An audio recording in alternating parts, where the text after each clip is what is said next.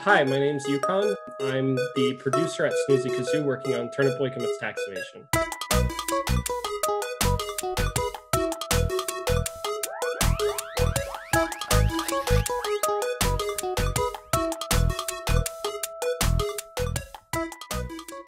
What can we do to make this into something that people would want to play and they would potentially pay for? And so it became this question of how far can we meme? How far can how much content do we need to provide? What does that content look like? How much into our comps should we shoot for? Minute or TurnipBoy is based on Minute and Zelda with some Stardew Valley pumped in there. So how much can we pull from them to make the game more into a real game? And then how much can we still get away with that quirky humor and weird charm? It's two simple things, really. First off, I was obsessed with Minute at the time. JW is my favorite. He's my inspiration. So around the time when we were really thinking of it, I was playing Minute. I was adoring it. And I definitely loved how he has very quirky characters that all have these really vibrant personalities, all in this world that feels really real. And then a second element too is a lot of Zelda games have a lot of dialogue in them. They have characters with very built out, fleshed out character arcs, and they're not foreign to a dialogue system. Even just quick blurbs that you walk by an NPC in Breath of the Wild and they might say something in passing. So we love that type of dialogue. We love fleshing out a world like that, and so we really thought okay, we have all these quirky characters we want to make. Let's put them into a world like that, and then the player can adventure through them and meet all these characters and casts along the way. But what we shoot for a lot with TurnipBoy is those types of oh, I know that meme, those references. So we have a lot of different references to many different memes. I'm trying to think of one exactly. Tots, one of the potatoes who's grave robbing in TurnipBoy. He actually does the oh yes, this is what I'm talking about meme. And so the idea is that we want people to kind of recognize that from their favorite memes, content creators, all that stuff, and we just kind of shoehorn it in situations that fit within the plot.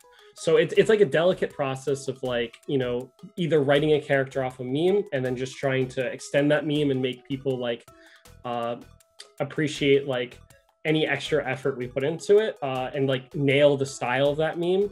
Or it's also just subtly putting it in. We have actually the whole Navy SEALs copy pasta in the game rewritten in fruit type. It's actually given by Mac the copy pasta.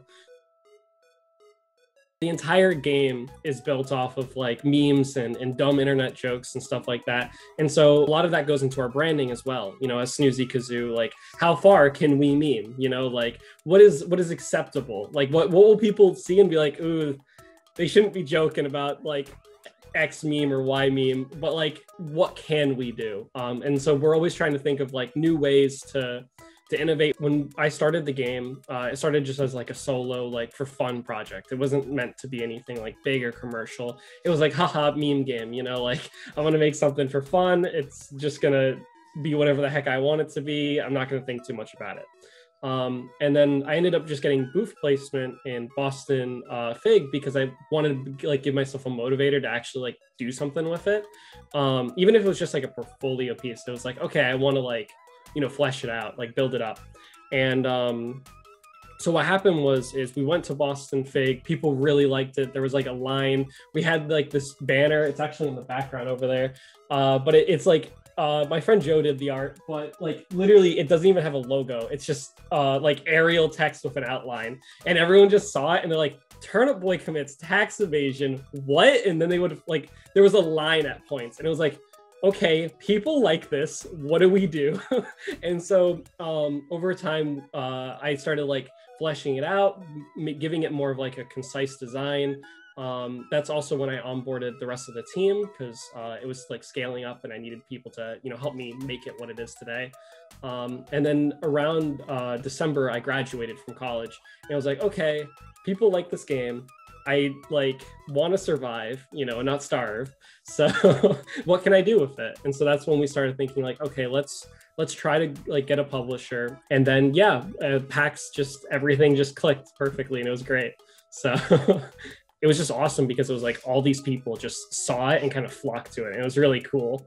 And yeah, that's when we met Graffiti too. Like they actually came to us. We were like talking to publishers there to just see like, oh, is there any interest? And then Graffiti just like jumped us and it was like, oh my God, hello.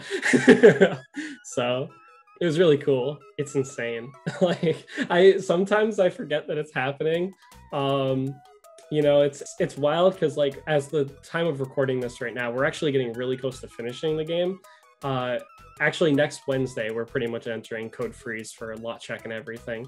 So it's wild, you know, to think about like, oh, this was a game I like started like in this room like 2 years ago for just fun. And now it's like, holy crap, it's coming out on Switch. You know, we have a publisher, you know, there's a team behind it and they've all cranked amazing, awesome work into it. And it's just insane to see like something that I thought would just be something, you know, you download for free on itch, turn into like this real video game that's like, it's just insane and awesome to me that I can like sit down and play it.